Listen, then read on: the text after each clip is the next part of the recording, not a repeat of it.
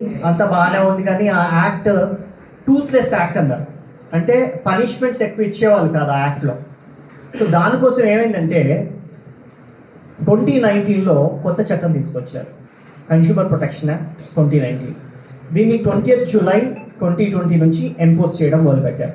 20th July 2020 నుంచి enforce చేయడం మొదలుపెట్టారు. దీంట్లో చాలా అంటే 1996 యాక్ట్లో ఉన్నవన్నీ కూడా తప్పులు ఏమన్నా అంటే లూప్హోల్స్ ఏవైతే ఉంటాయో వాటినన్నింటినీ సరిదిద్దుకొని కొత్త చట్టం తీసుకొచ్చారు. కొత్త చట్టం ముఖ్య ఉద్దేశం ఏంటంటే సత్వర పరిష్కారం, అంటే ఫాస్టెస్ట్ రిడ్రెసల్ సిస్టమ్. సో దానికోసం ఇది ఇచ్చేశారు.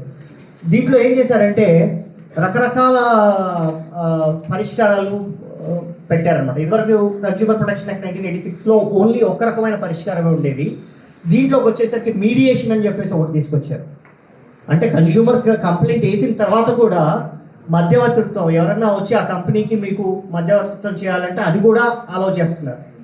నెక్స్ట్ ప్రోడక్ట్ లయబిలిటీ అని చెప్పి ఒక సపరేట్ చాప్టర్ తీసుకొచ్చారు. ప్రోడక్ట్ లయబిలిటీ ఏంటి?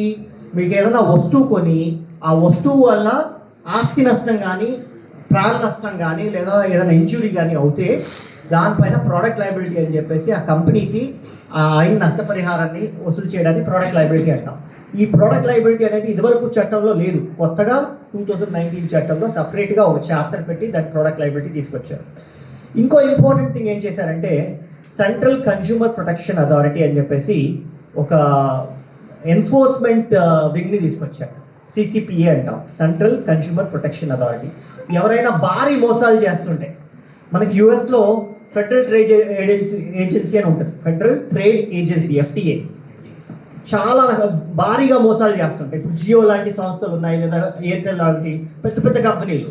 వాళ్ళు జనాల దగ్గర నుంచి డబ్బులు తీసుకొని సర్వీస్ ఇవ్వలేదనుకోండి, ఒక్కొక్కరు పోయి అడగడం చాలా కష్టం అయిపోతుంది.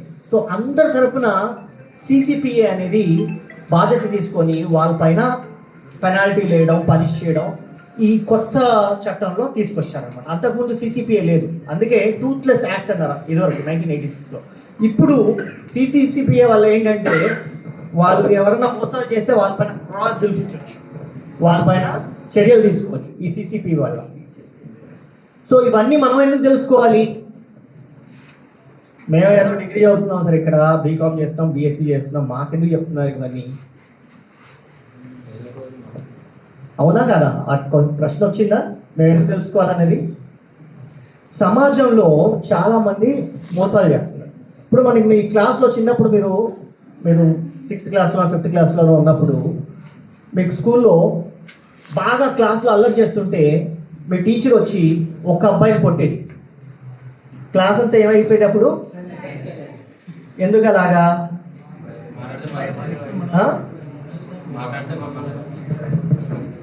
మిగతా వాళ్ళని ఎవరిని కొట్టలేదు కదా, ఒక్క అబ్బాయిని కూడా, ఒక్క అబ్బాయి సైలెంట్ ఉండాలి కదా, మిగతా క్లాస్ అంతా ఎందుకు సైలెంట్ అయింది? భయపడ్డారు. డెటరెంట్ ఫ్యాక్టర్, అంటే నన్ను కూడా కొడతారేమో అని చెప్పేసి. సో ఇప్పుడు మన సమాజంలో మీరందరూ పొద్దున్న లేస్తే రాత్రి పడుకునే వరకు ఏదో వస్తువు కొంటారా? కొనరా? మీరు కొంటారా కొనరా వస్తువులు? మీరు కాలేజీకి రావడానికి పెన్ను పెన్సిల్తో పాటు మీ ఆటో సర్వీసెస్ లేకపోతే ఇంకేదైనా ఒకటి తీసుకుంటూనే ఉంటారు కదా. సో అంటే కడుపులో ఉన్న బిడ్డ దగ్గర నుంచి కాటికెళ్ళే మనిషి వరకు ప్రతి మనిషి కూడా ఏదో వస్తువు కానీ లేదా సేవను కానీ కొంటుంటారు. ఆ కొన్నప్పుడు అది నాణ్యత లేకపోతే, అది పర్ఫెక్ట్గా లేకపోతే ఆ వస్తువు, మనం చాలా వరకు దైనంగా మనం ఎవ్రీడే యాక్టివిటీస్లో ఏం చేస్తామంటే ఆ పోనీలే అనేసి వదిలేస్తాం. అలా వదిలేస్తుంటే ఏమవుతుందంటే సమాజంలో ట్రేడర్స్ ఎవరైతే మోసం చేసే వాళ్ళు ఉన్నారో వాళ్ళు ఇంకా ఎక్కువ మోసాలు చేస్తున్నారు. మీరు కనుక ప్రశ్నించి ఒక కంప్లైంట్ ఫైల్ చేస్తే, అంటే ఒక స్టూడెంట్ని టీచర్ ఎలా దండించిందో అలా ఒక్క వ్యాపారస్తుడిని మీరు దండించగలిగితే, మీకు మోసం ఏదైతే జరిగిందో ఆ మోసాన్ని ప్రశ్నించగలిగితే, వాడిపైన పనిష్మెంట్ వేయించగలిగితే మిగతా వాళ్ళందరూ సొసైటీలో సెట్ అవుతారా లేదా? They will all come straight forward. వాళ్ళు ఇంకా మోసం చేయడానికి ఉండదన్నమాట. దీనికోసం చిన్న ఎగ్జాంపుల్ చెప్తాను. కేరళలో జరిగింది ఇది. కేరళలో ఒక వినియోగదారుడు ఒక ప్యాకెట్ బిస్కెట్ కొన్నాడు. ఆ ప్యాకెట్ పైన బిస్కెట్లు 12 బిస్కెట్లు ఉంటాయని రాసింది లేబుల్ పైన. మీకు లీగల్ మెట్రాలజీ నుంచి ఉన్నారు, వాళ్ళు ఇంకా క్షుణ్ణంగా చెప్తారు లేబుల్ అంటే ఏంటి అవన్నీ కూడా. అయితే దాంట్లో 12 బిస్కెట్లు ఉన్నాయని రాసింది. ఆయన ఓపెన్ చేసి చూస్తే దాంట్లో 10 బిస్కెట్లు వచ్చాయి, 2 బిస్కెట్లు తగ్గాయి. ఆ 2 బిస్కెట్లు తగ్గాయని చెప్పేసి ఆయన కంప్లైంట్ ఫైల్ చేశాడు. మీరు చేస్తారా? 2 బిస్కెట్లు కదా అని వదిలేస్తారు. మీరు వదిలేస్తారు, మీ పక్కన వాళ్ళు వదిలేస్తారు, మీ క్లాస్ మొత్తం వదిలేస్తుంది, మీ విలేజ్ మొత్తం వదిలేస్తుంది, మీ రాష్ట్రం మొత్తం వదిలేస్తుంది. వాటికి ఎంత ప్రాఫిట్ అవుతుంది ఆ ట్రేడర్కి? అవుతుందా లేదా? లాభపడుతున్నాడు ఆ ట్రేడర్. 12 బిస్కెట్లు, 2 బిస్కెట్లు అంటే 10 మంది తీసుకోకపోతే ఒక బిస్కెట్ ప్యాకెట్ వచ్చేస్తుంది వాడు, అంటే 20 రూపాయలు. 10 మంది పైన 20 రూపాయలు. మన రాష్ట్రంలో ఎంతమంది ఉన్నారు? అంతమంది దగ్గర అన్ని డబ్బులు పోతున్నాయా? మరి అడగాల.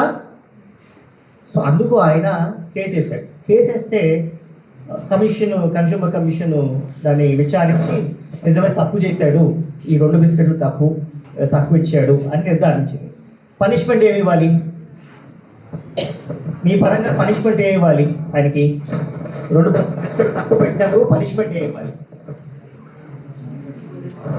మీరు జడ్జి అయితే ఏమి ఇస్తారు? రీఫండ్.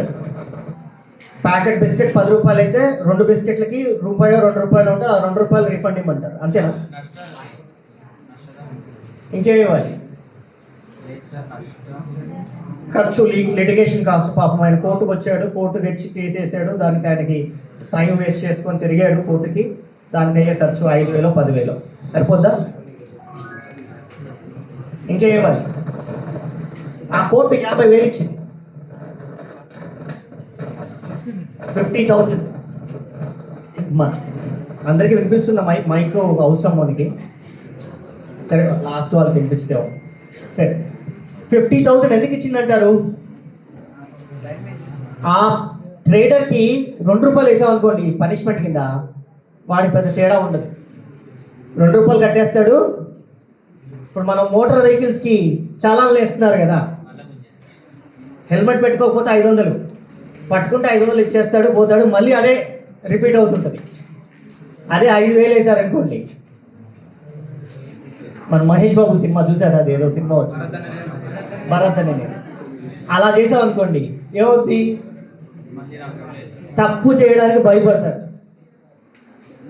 సో అందుకు మన పనిష్మెంట్ ఏదైతే ఉంటుందో డెటరెంట్గా ఉండాలి.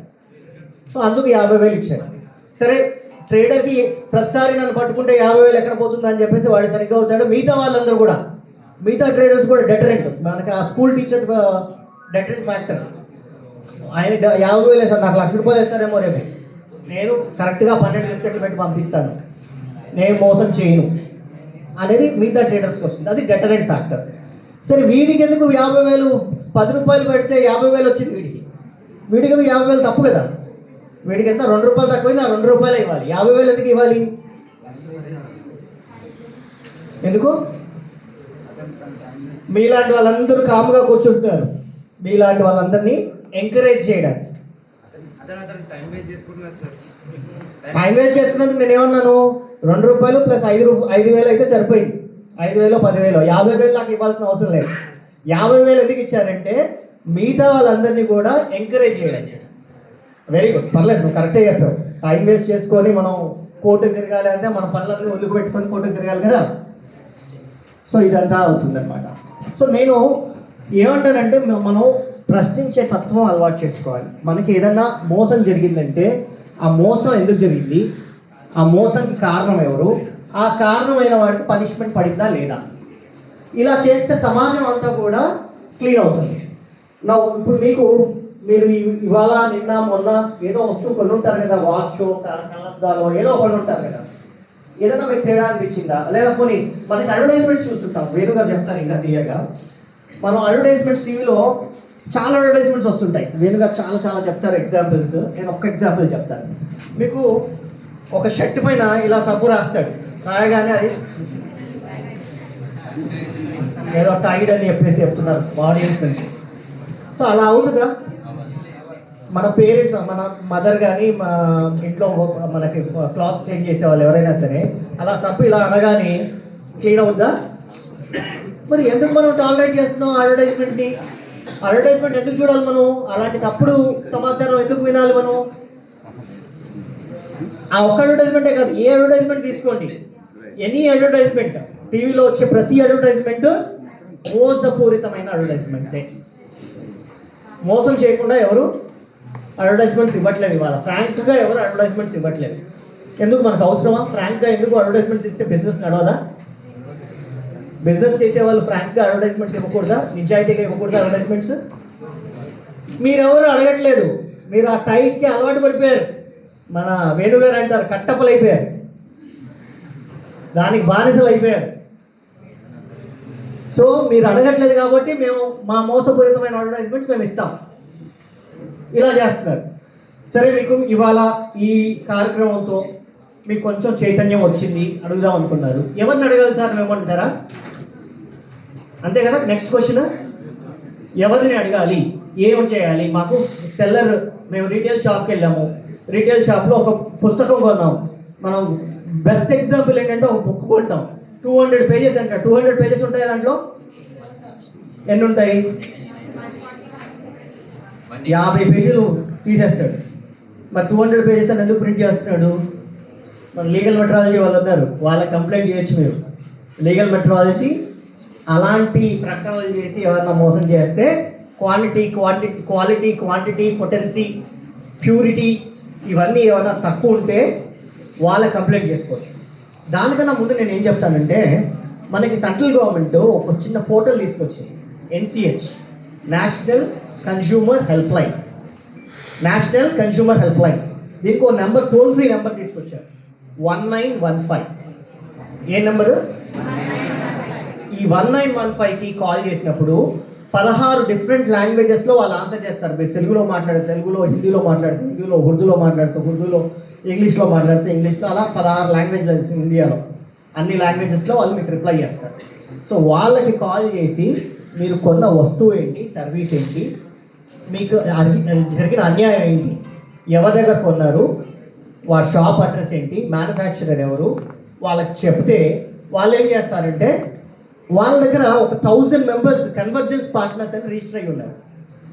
నేషనల్ కన్జ్యూమర్ హెల్ప్ లైన్లో 1000 మెంబర్స్ కన్వర్జెన్స్ పార్ట్నర్స్ రిజిస్టర్ అయ్యి ఉన్నారు. వాళ్ళు ఏం చేస్తారంటే, ఈ కంప్లైంట్ మీరు ఏదైతే ఇచ్చారో దాన్ని రికార్డ్ చేసి ఆ మ్యానుఫ్యాక్చరర్కి పంపిస్తారు. ఎవరైతే ఆ ప్రోడక్ట్ అమ్మారో ఆ మ్యానుఫ్యాక్చరర్కి పంపిస్తారు. పంపించినప్పుడు ఆ మ్యానుఫ్యాక్చరర్ జనరల్గా నిజాయితీపరుడైన ట్రేడర్స్ కూడా ఉంటారు. ఏదో బై మిస్టేక్ మిషన్లో సరిగ్గా ఫాల్ట్ ఉండి ఏదో అయ్యి ఆ బుక్ మనకి 200 పేజెస్ 140 వచ్చి ఉంటుంది.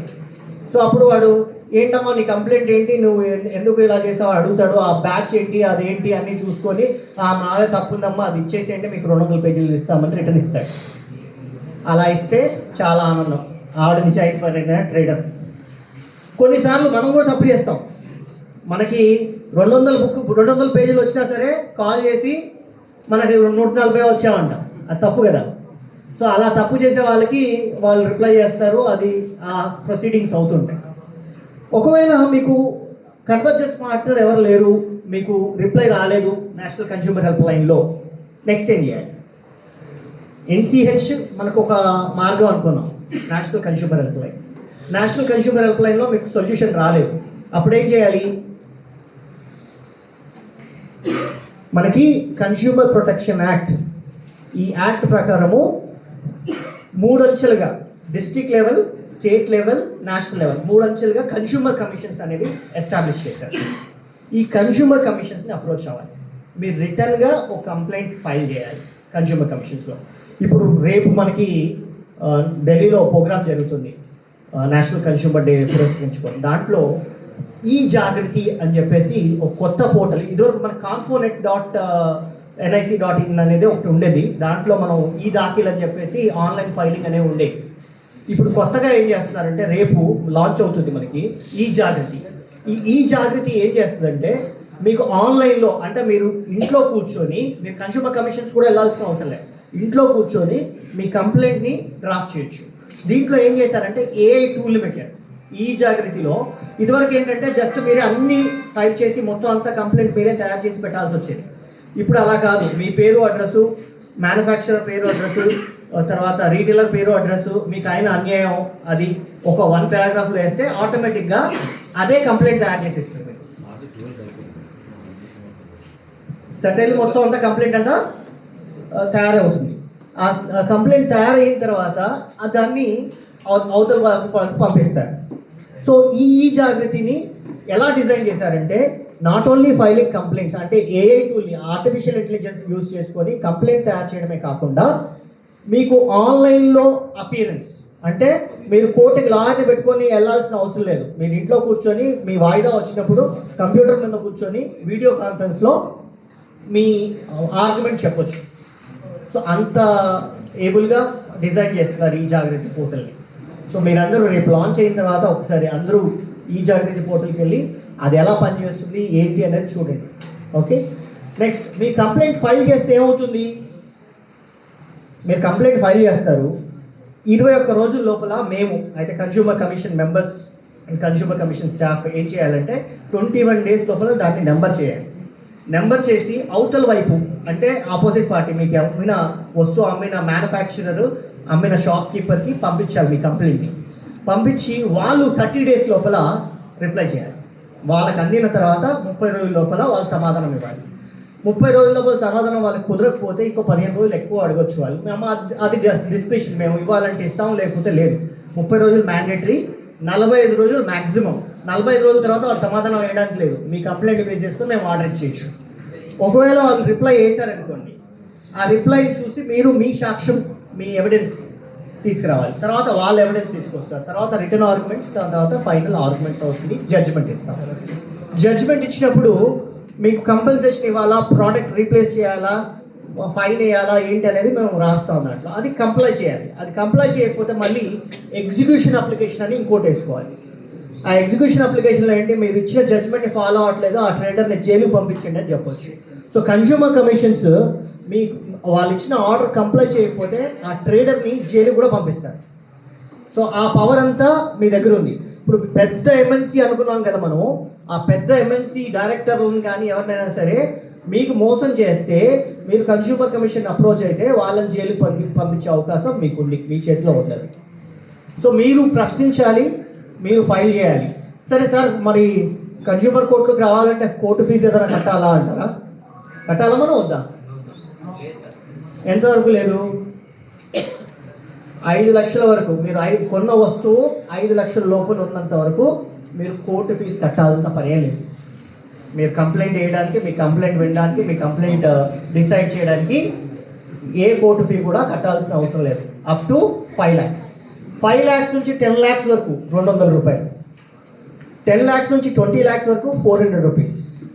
20 lakhs నుంచి 30 lakhs వరకు 500 రూపీస్. అలా మ్యాక్సిమం డిస్ట్రిక్ట్ కమిషన్లో 50 లక్షల వరకు వింటారు. డిస్ట్రిక్ట్ కమిషన్ 50 లక్షల వరకు 1000 రూపీస్, అంతకన్నా ఎక్కువ కట్టడానికి లేదు.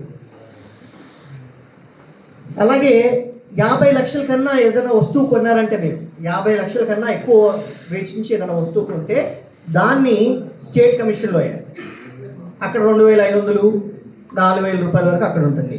దాని తర్వాత 2 కోట్ల కన్నా ఎక్కువ ఉంటే, 2 crores కన్నా ఎక్కువ ఉంటే నేషనల్ కమిషన్లో వేయాలి. నేషనల్ కమిషన్లో మ్యాక్సిమం ఫీజు 7500 తీసుకుంటారు. మామూలుగా రెగ్యులర్ కోర్ట్స్కి ఎలా ఉంటుందంటే, రెగ్యులర్ సివిల్ కోర్ట్స్, మన డిస్ట్రిక్ట్ కోర్ట్స్, సివిల్ కోర్ట్స్ చూసుకుంటాం కదా, దాంట్లో కోర్ట్స్కి ఎలా ఉంటుందంటే 2% కట్టాలి. అంటే మీరు 50 లక్షలు అంటే 2% కట్టాలి. 1000 రూపాయలు అంటే 2% కట్టాలి. మీరు కొన్న వస్తువు పైన 2% కడితే కానీ రెగ్యులర్ సివిల్ కోర్టు వెళ్తుంది. మీ మ్యాటర్ నెంబర్ కూడా అవ్వదు. మీరు కోర్టు ఫీ కడితేనే నెంబర్ అవ్వదు. మా దగ్గర అలా కాదు. 5 లక్షల లోపల మీకు ఫ్రీ, 1 రూపాయి కట్టాల్సిన అవసరం లేదు. ప్రభుత్వమే అంతా చూసుకుంటుంది. 5 లక్షల పైన ఉంటే, 10 లక్షల లోపల ఉంటే 200. మ్యాక్సిమం మీరు నేషనల్ కమిషన్కి వెళ్ళినా అని 7500 రూపాయలు మాత్రమే ఇస్తారు. మీరు ఏదైనా వస్తువు 50 లక్షల కన్నా ఎక్కువ కొనేవి ఏమైనా ఉన్నాయా? మీరు బహుశా మీరు మేబీ ఒక హౌస్ కొనాలంటే 50 లక్షల కన్నా ఎక్కువ అవుతుంది, లేదా ఒక లగ్జరీ కార్ కొనాలంటే 50 లక్షల కన్నా ఎక్కువ అవుతుంది. తర్వాత ఈ కన్జ్యూమర్ చట్టాలు అనేది కమర్షియల్ ట్రాన్సాక్షన్కు వర్తించదు. మీరు వస్తువు కొని అమ్ముతున్నారనుకోండి, మీరు షాప్ కీపర్ అనుకోండి, మీరు కన్జ్యూమర్ అవరు. వస్తువు కొని వినియోగించుకుంటేనే వినియోగదారుడు. వస్తువు కొని వ్యాపారం చేశాడు అనుకోండి, వాడు వినియోగదారుడు కాదు. సో మీరు నేను షాప్ నడుపుతున్నాను సార్, నేను ఒక హోల్సేలర్ దగ్గర తీసుకొచ్చాను, వాడు మోసం చేశాడు, వాడి పైన కేసు వేస్తానంటే మీరు కన్స్యూమర్ కమిషన్కి రారు, మీరు మళ్ళీ సివిల్ కోర్టుకి వెళ్ళాల్సిందే. మీరు వినియోగదారులు అవుతేనే, మీరు వినియోగించుకుంటేనే వినియోగదారులకి అంటే కన్స్యూమర్ కమిషన్కి వస్తారు.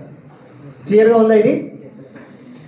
సో ఇలాగా మనం ఈ కంప్లైంట్స్ వేసుకొని ఎవరైనా మోసం చేసినప్పుడు కన్స్యూమర్ కమిషన్స్ని అప్రోచ్ చేసి ఒక్క ట్రేడర్ని మనం సెపరేట్ చేసాం అనుకోండి, ఒక్కొక్క ట్రేడర్ పైన పనిష్మెంట్ వచ్చింది అనుకోండి, మిగతా ట్రేడర్స్ అందరూ సెపరేట్ అవుతారు.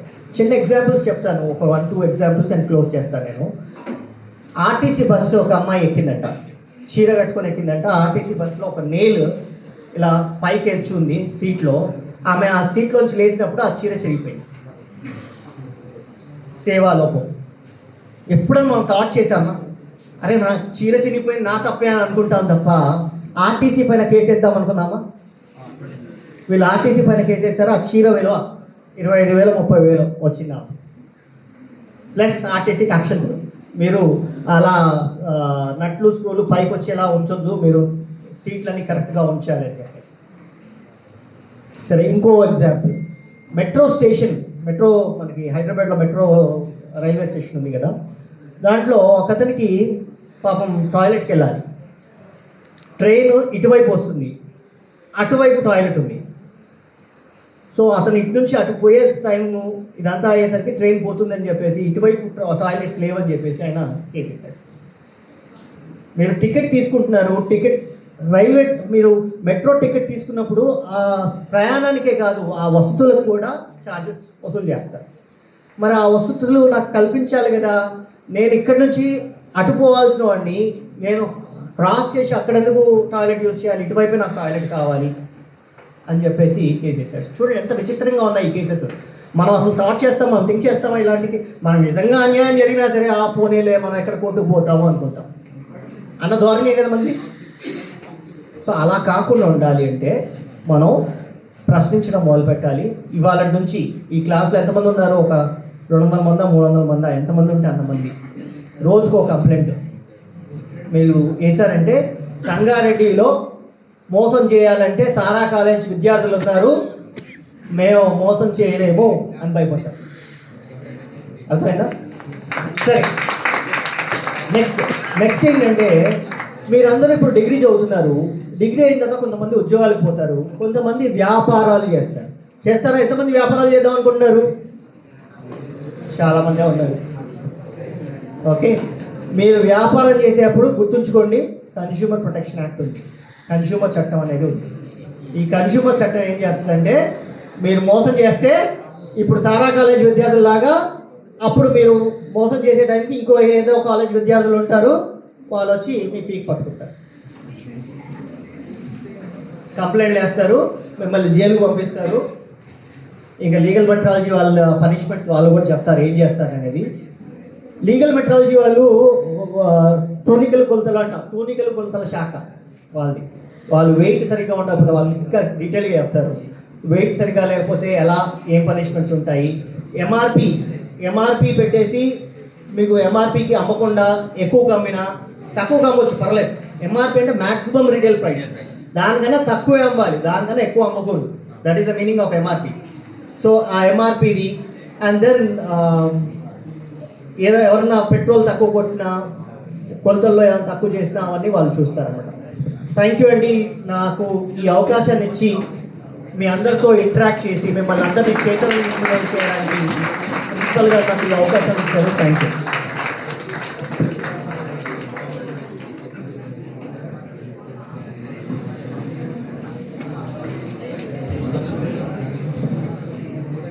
సార్, వినియోగదారుల చట్టాలకు సంబంధించి వాళ్ళ రక్షణకు సంబంధించి సారు వివిధ విషయాలను వివరించడం జరిగింది.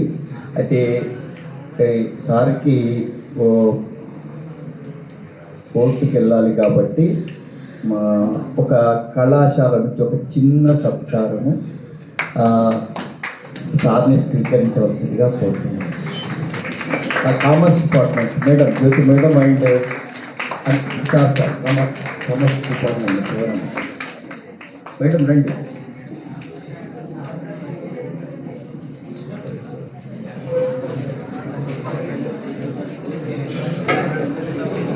అన్న మేము సార్ సైడ్ సార్